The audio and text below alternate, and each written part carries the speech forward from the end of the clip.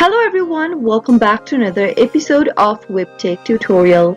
In today's video, I'm going to show you how to sign in to your BT Box Office account. Watch the video till the end and don't forget to subscribe to our channel by hitting that subscribe button. Press the notification bell so that you'll never miss another upcoming upload from us. Open up a web browser to get started and into the URL box type in www.bt.com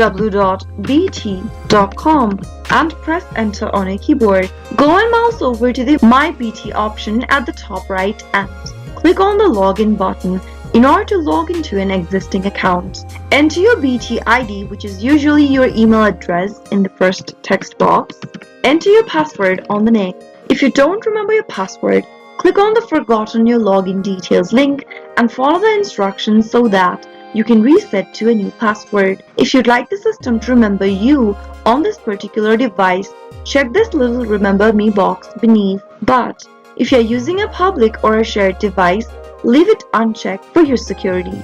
Finally, after filling in your details, click on Login to My BT button in order to log in and access your BT account. That is how it can be done. I hope the tutorial was helpful to you. If it was, go ahead and give us a thumbs up. I'll soon be back with more videos like this. Thank you for watching.